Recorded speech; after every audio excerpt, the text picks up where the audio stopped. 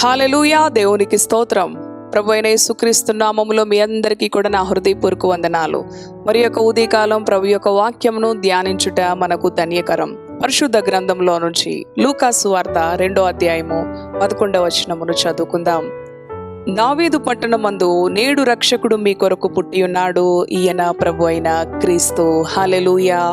ఈ వాక్య భాగము మనకెంతో పరిచయం ఉన్న వాక్యం, ఎన్నో మారులు మనము వినిన వాక్యం అయినప్పటికీ ఉదయకాలము మరి ఒక పర్యాయము ధ్యానం చేసుకుందాం. ఇది మనకు ఆశీర్వాదకరం.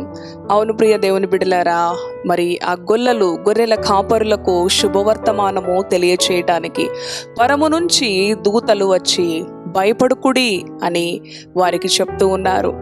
వారు చీకటిలో చలి కాచుకుంటూ ఆ గొర్రెలను మేపుకుంటూ ఉన్న ఆ యొక్క సమయములో ప్రియ దేవుని బిడ్డలారా, దేవుని యొక్క వెలుగు చేత నింపబడి దేవుని యొక్క దూత ఆ ప్రజలకు ఒక గొప్ప శుభ సమాచారము మోసుకొని వచ్చింది.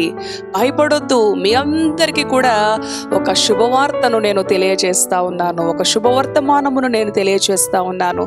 నేడు మీ కొరకు దావీదు పట్టణమందు రక్షకుడు పుట్టి ఉన్నాడు అని మరి క్రింద వచ్చిన భాగంలో చదివితే, మరి ఆయన పొత్తి గుడ్డలతో చుట్టబడి మరి పశువుల తొట్టెలో పరుండి ఉండుట మీరు చూచెదరు అని దేవుని యొక్క దూతలు సెలవిస్తూ ఉండగా, ప్రియ దేవుని బిడలారా, దీన బ్రతుకుల్లో మరి ఎంతో గొర్రెలు కాపరులంటే దీన పరిస్థితి వారికి.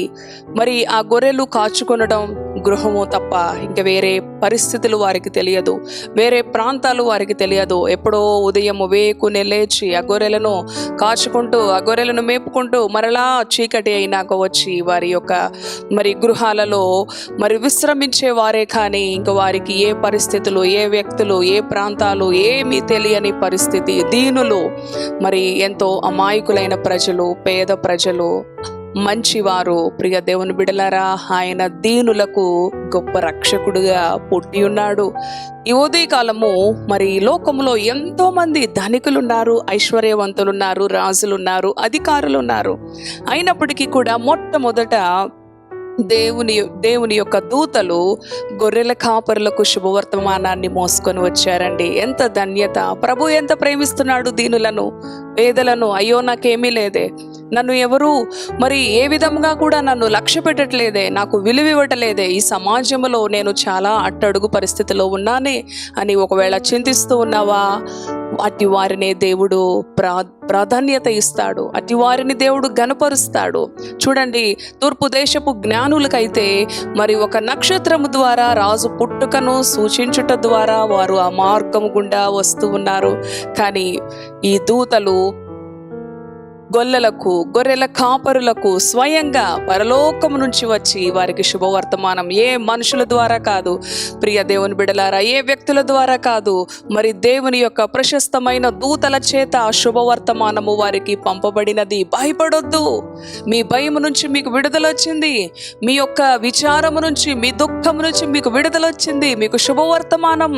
ఈ రోజు నుంచి మీకు ఇంకా సంతోషమే, ఆనందమే అని మరి వారికి ఎంతో సంతోషకరమైన వర్తమానాన్ని మోసుకొని వచ్చింది. చూడండి ఎంత గొప్ప ధన్యత వారికి లభించినది.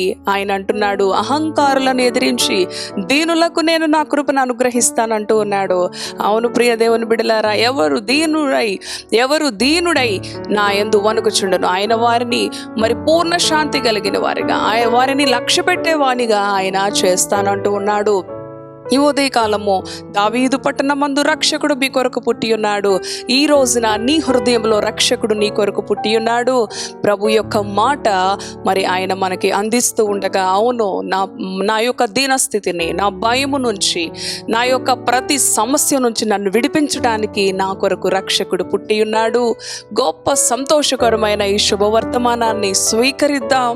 ఇంకా మన హృదయ అంతరంగంలో ఏదైనా బాధ, విచారం ఉంటే వాటిని ప్రక్కన పెట్టి ప్రభువులో ఆనందిద్దాం. కేవలం ఈ డిసెంబర్ మాసమే కాదు, ఈ క్రిస్మస్ దినాలే కాదు, నీ జీవితం అంతా కూడా, నీవు జీవించే దినాలన్నీ కూడా ఆనందభరితురాలిగా ప్రభువులో పరవశిస్తూ ఆనందించుతూ జీవించాలన్నదే ఆయన యొక్క ముఖ్య ఉద్దేశం. ప్రియ సహోదరి సహోదరుడా, ఏ చింత నిన్ను కృంగనీయకుండా, ఏ భయము నిన్ను ఏలనీయకుండా శుభవర్తమానంగా ప్రభువు నీకు అందిస్తూ ఉన్నాడు.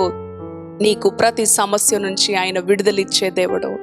ప్రతి బాధకరమైన భయంకరమైన పరిస్థితుల నుంచి ఆయన నీకు ధైర్యాన్ని ఇచ్చే దేవుడు, ఆదరించే దేవుడు, విడిపించే దేవుడు, నిన్ను హత్తుకొని నిన్ను నిలబెట్టే దేవుడు, నీకు విజయం ఇచ్చే దేవుడు.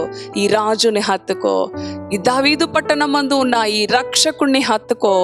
ఆయన నిన్ను విడిపించే దేవుడు, నీ విమోచకుడు. చూడండి, గొర్రెల కాపరులకు ఎంత ఆధిక్యత దక్కినదో అట్లానే మరి ప్రియ కుమారుడు మన రక్షకుడు మనల్ని కూడా ప్రేమిస్తూ ఉన్నాడు. ఆయన మన హృదయంలో మనలో జీవించాలని, మనలను ఆనందభరితలను చేయాలని ఆశిస్తూ ఉన్నాడు. కాబట్టి ఈ శుభవర్తమానాన్ని స్వీకరించు, ప్రభువుకు మహిమకరంగా జీవించు. ఇట్టి మాటలు ప్రభు మన వెనుకడిలో దీవించును గాక. ప్రార్థన చేసుకుందాం.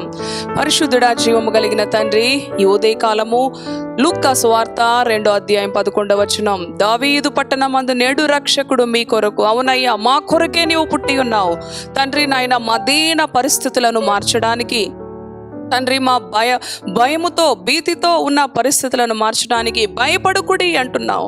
నేను మీకు శుభవర్తమానం తెలియజేస్తాను అంటున్నావు ప్రభు. అటు రీతిగా ఈ మాటలు విన్న బిడ్డల హృదయాల్లో శుభవర్తమానముగా తండ్రి, వారికి సంతోషాన్ని కలిగించే వర్తమానంగా, వారి దుఃఖం నుంచి వారికి ఆనందాన్ని కలిగించే వర్తమానముగా, రక్షకుని గురించిన వర్తమానం, రక్షకుని పుట్టుకను గురించిన వర్తమానం నీ బిడ్డల హృదయాల్లో ప్రభువా మీరు నింపండి.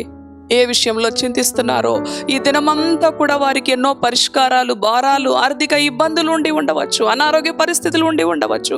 ఏ పరిస్థితికైనా నీవు చాలిన దేవుడవు, నీవు మంచి దేవుడవు, నీవు గొప్ప దేవుడవు, దీనులకు నీ కృపనిచ్చే దేవుడవు, దీనులను హెచ్చించే దేవుడవు ప్రభువా. ఆ గొర్రెల కాపరులకు దూత ద్వారా వర్తమానం పంపించిన దేవుడవు ప్రభువా.